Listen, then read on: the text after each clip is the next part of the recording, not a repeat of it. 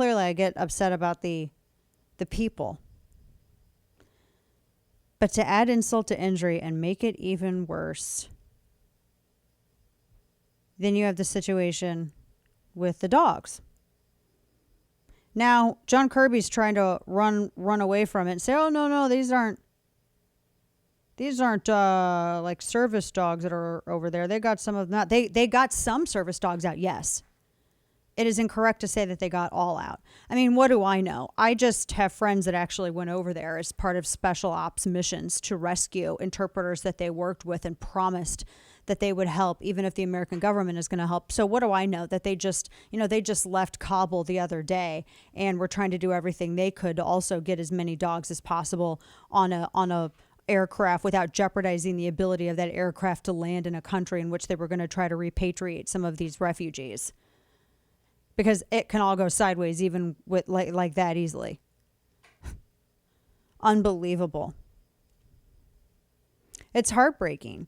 Sean Parnell, I thought, had the great response. Hillary Clinton, there's always a tweet, had tweeted on the 19th of February, 2021, "Don't vote for anyone you wouldn't trust with your dog." And he just simply responded with a picture of all these military dogs that were in these crates, sitting in what was where our forces were. And and here's the thing. I'm not going to say I suggest, I'm just going to tell you, don't get upset at our soldiers over this. This is not them. They were doing everything that they could, and many of them defied orders to get people and animals out. I hope they're actually not court-martialed for this. They were doing everything that they could to get as many people out as possible.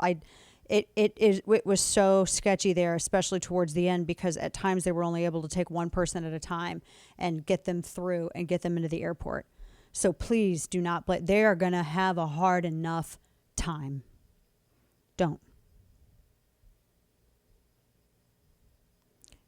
It's heartbreaking because those dogs are soldiers too. Not like our human soldiers, but they're soldiers nonetheless. And I know that for the people who've served, they are very much just a part of them. It's just heartbreaking. How do you leave? How do you do that? How do you leave? That just is a measure of how much of a disaster this is. It is that much of a disaster.